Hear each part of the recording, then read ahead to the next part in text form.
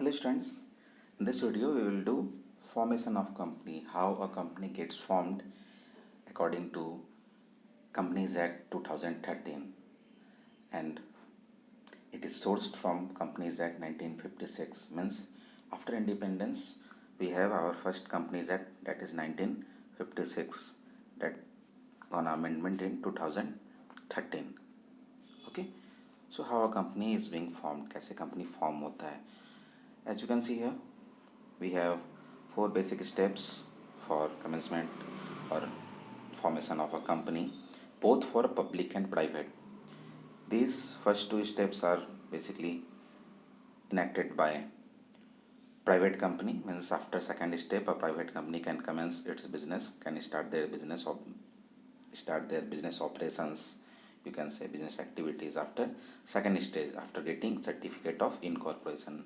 In case of public company, they have to tackle this capital subscription or capital raising stage in commencement of business. Okay, additional two. So one by one we will do all this. First, promotion means generation of company in mental phenomenon. ठीक है,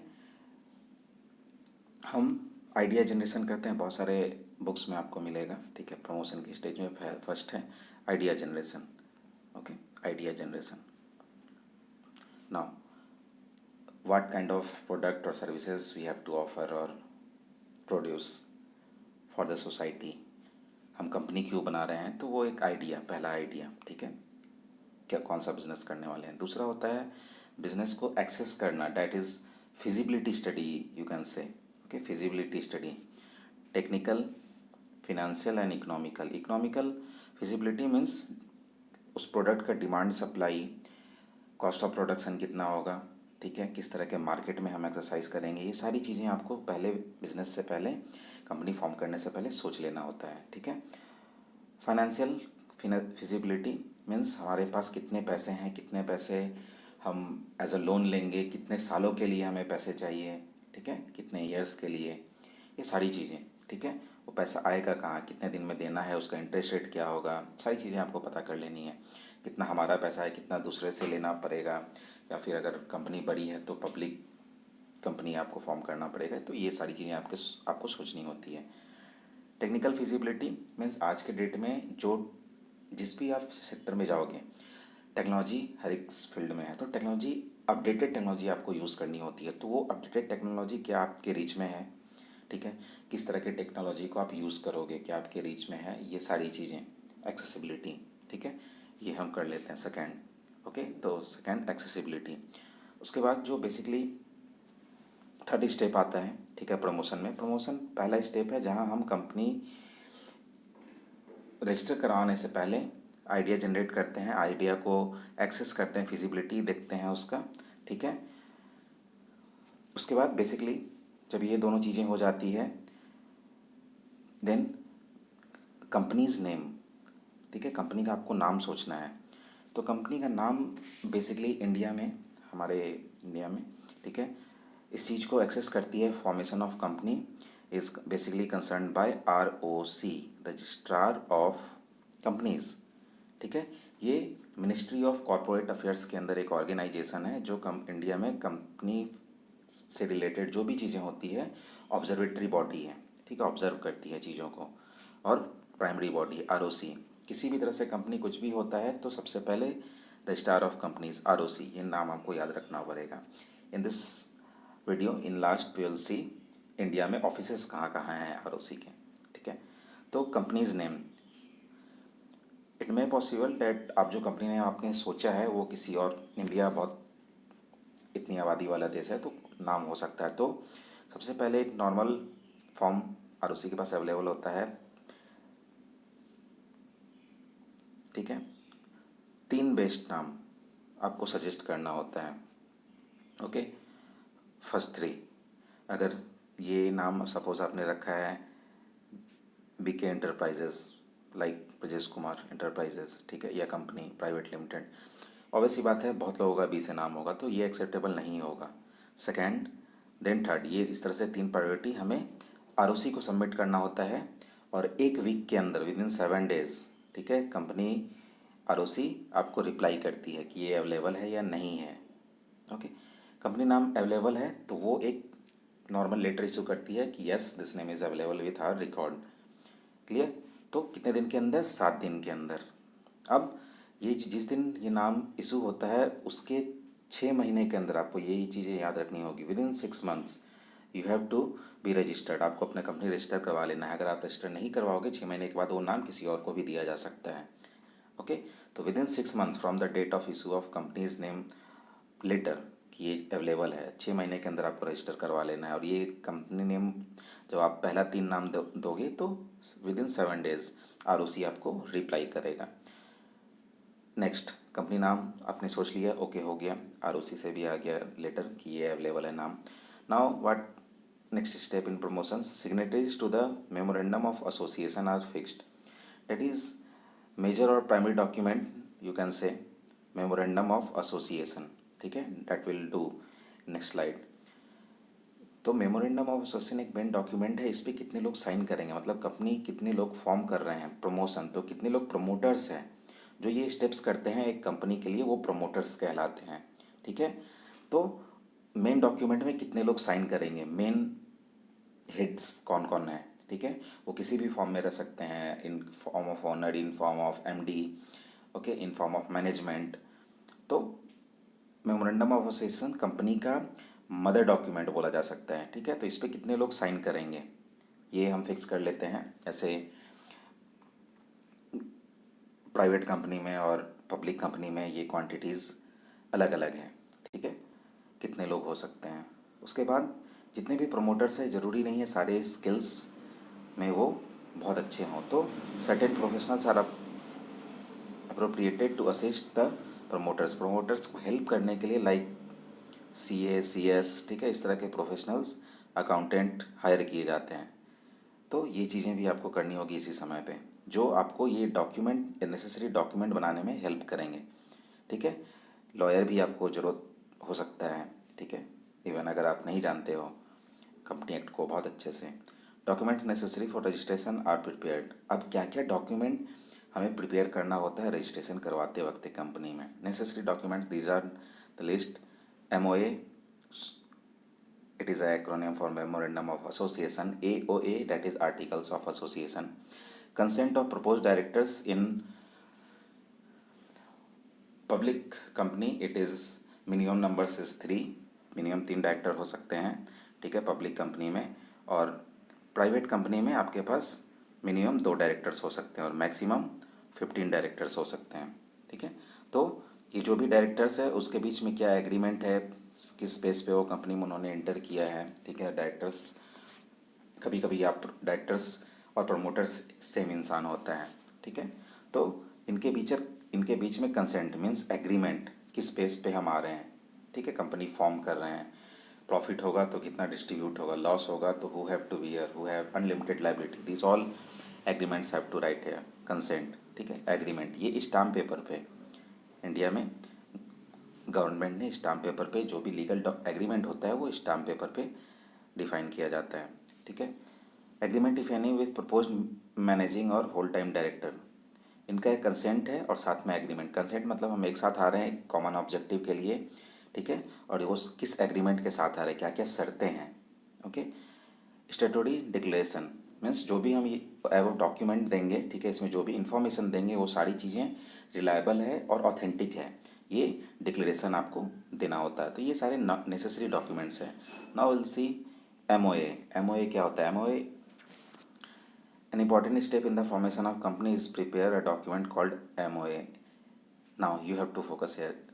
It is a charter of the company that contains the basic conditions on which the company is incorporated.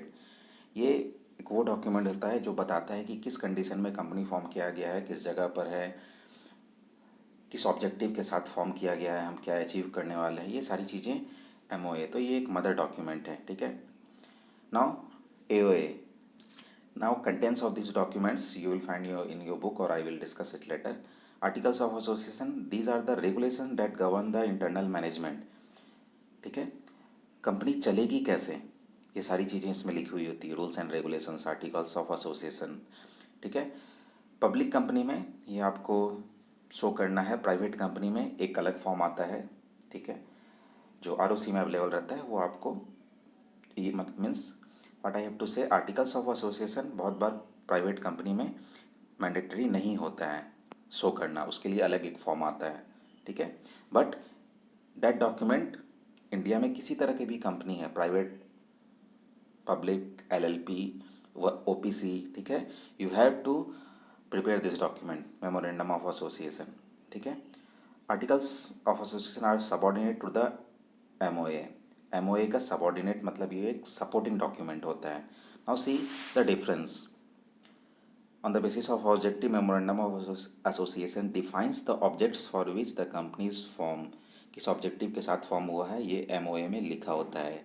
अब AOA का objective क्या है? AOA are rules of internal management of the company, okay. They indicate how the objectives of company are to be achieved, मतलब ये जो objective हमने achieve करना चाहते हैं वो होगा कैसे। तो इंटरनल मैनेजमेंट के रूल्स एंड रेगुलेशंस इसमें लिखे हुए होते हैं, articles of associations. Now this is the main document of the company and subordinate to the companies Act. Companies Act के हिसाब से एमओए प्रिपेयर किया जाता है। नाउ आर्टिकल्स ऑफ एसोसिएशन एक सब्सिडरी डॉक्यूमेंट होता है मेमोरेंडम ऑफ एसोसिएशन का, ठीक है, जो इसको हेल्प करता है ये डॉक्यूमेंट, ओके। मतलब किस तरह से कंपनी चलेगी, ये है कंपनी है क्या और आर्टिकल्स ऑफ एसोसिएशन कैसे चलेगी कंपनी, ये आर्टिकल्स ऑफ एसोसिएशन बताता है। और मेमोरेंडम ऑफ एसोसिएशन बताता है what a company is all about, okay, and how it is operated by articles of associations. Relationship according this point memorandum of association defines the relationship of company with outsiders।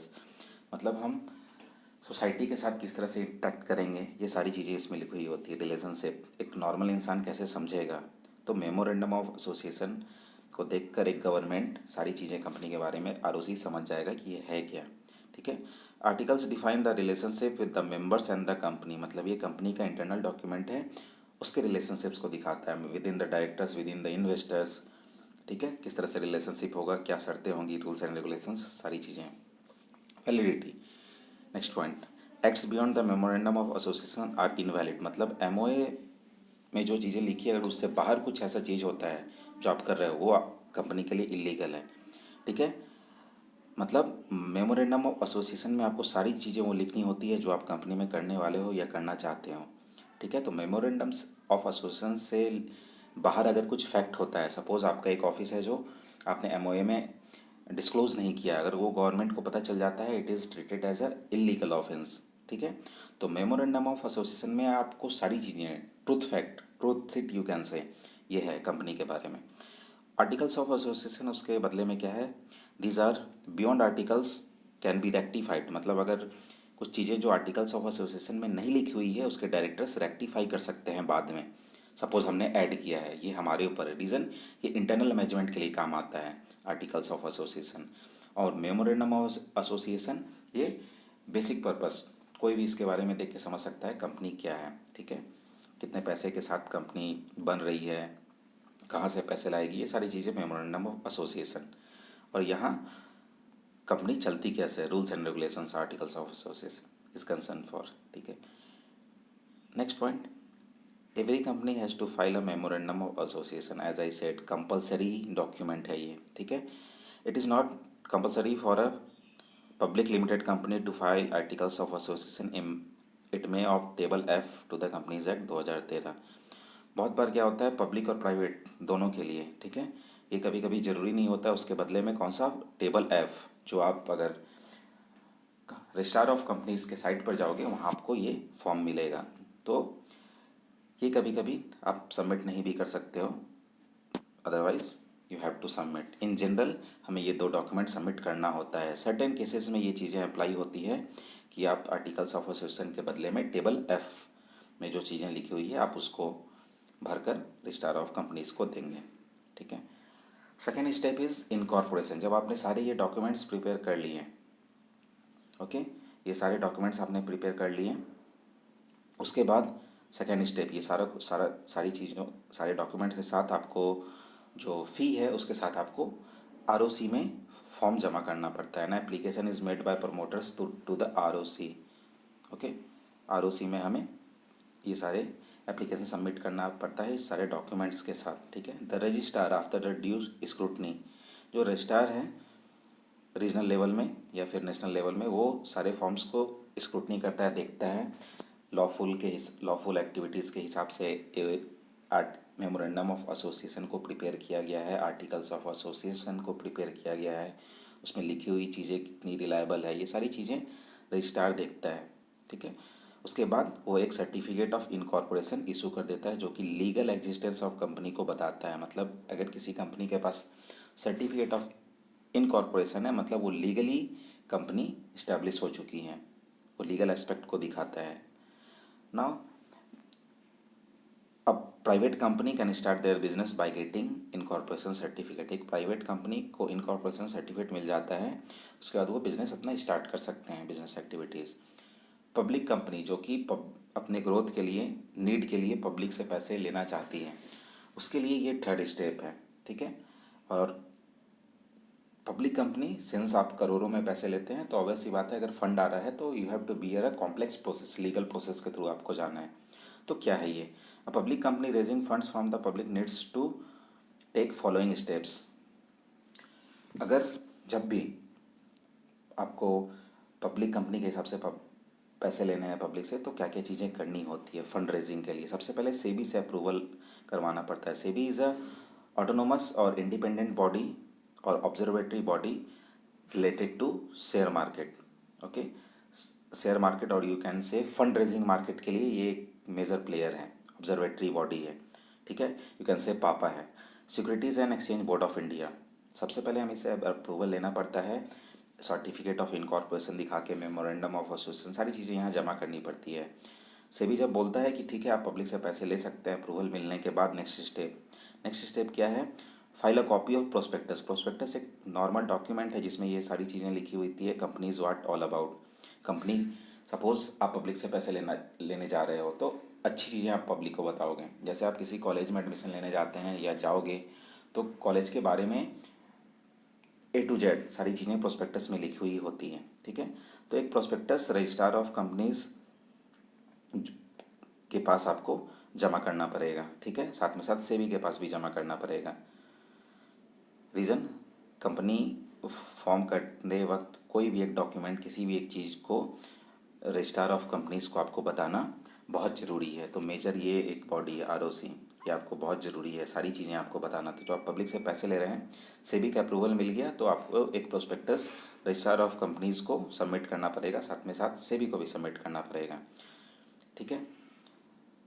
आप कितने पैसा लेना चाहते हैं, क्या form होने वाला है, वो सारी चीज़ें। उसके बाद क्या है? Appointment of brokers, bankers and under writers. ये कुछ प्रोफेशनल्स हैं जो कैपिटल सब्सक्रिप्शन में हेल्प करते हैं, ठीक है। ऑब्वियस सी बात है, कैपिटल सब्सक्रिप्शन, पैसा आ रहा है जा रहा है तो पैसे से रिलेटेड चीज़ें, ट्रांजैक्शन रिलेटेड, बैंकर्स, आपको कोई एक बैंक को फिक्स करना पड़ेगा कि मैं इस बैंक के साथ हमारी डीलिंग होने वाली है। मतलब पब्लिक पैसे जमा करेगी, अगर हम एक कंपनी हमें देने वाली है तो किस बैंक में जाकर जमा करेगी, या फिर हम अगर उसे रिटर्न करने वाले हैं इन फॉर्म ऑफ डिविडेंड या कुछ भी, तो कौन सा बैंक। तो ये बैंकर्स, आपका पर्टिकुलर बैंक। ब्रोकर्स क्या है? शेयर मार्केट से रिलेटेड, जैसे शेयर, यहाँ तो पैसे का लेन देन होता है बैंकर्स, शेयर्स का लेन देन के लिए ये लोग हैं ब्रोकर्स, ठीक है। Share market brokers like HDFC securities, Karvy securities, ICICI securities, ठीक है। तो यहाँ पे IIFL, मोतीलाल ओसवाल, तो ये कुछ ब्रोकर्स हैं इंडिया के, ठीक है, जो शेयर मार्केट में डीलिंग, शेयर से ट्रांजैक्शन के लिए ब्रोकर्स, पैसा का लेन देन उसके लिए बैंकर्स। अंडर राइटर्स कौन सा है? अंडर राइटर्स लीगल प्रोसेस को कोप अप करने के लिए अंडर राइटर्स को अपॉइंट किया जाता है। सपोज 90% सब्सक्रिप्शन एक पॉइंट है, ठीक है, जो कि हर एक कंपनी को पब्लिक से, अगर आप सपोज़ 1,000 रुपये लेना चाहते हो तो कम से कम पब्लिक का इतना इंटरेस्ट होना चाहिए कि वो आपके बिज़नेस में 900 रुपये लगाएं, ठीक है। तो जब तक अगर 900 रुपये आप नहीं लगाते हो, पब्लिक नहीं लगाती है, ठीक है, तो उस कंपनी का जो इशू है, ये कैपिटल सब्सक्रिप्शन सेबी ने अप्रूव कर दिया है, सेबी इसको डिसअप्रूव कर देगा अगर 90% सब्सक्रिप्शन नहीं होता है, ठीक है। That you can see here, ensure the minimum subscription is received. तो ये मिनिमम सब्सक्रिप्शन कितना है? 90% इशू साइज़ का। अगर 1 लाख है तो 90,000 पब्लिक परचेस करेगी आपके शेयर को, इंटरेस्ट दिखाएगी कि एटलीस्ट 90% पब्लिक अवेयर है, लेना चाहती है, तब 90% सब्सक्रिप्शन होता है, तब आपको पैसे दिलवाए जाते हैं पब्लिक के थ्रू। अभी पैसा दिया नहीं गया है, ठीक है। मिनिमम सब्सक्रिप्शन जब रिसीव हो जाता है उसके बाद शेयर मार्केट में लिस्ट की जाती है कंपनी को। जैसे आप देख सकते हो एनएससी में, बीएससी में, शेयर मार्केट में रिलायंस, टाटा, एसबीआई, सारे बहुत सारे।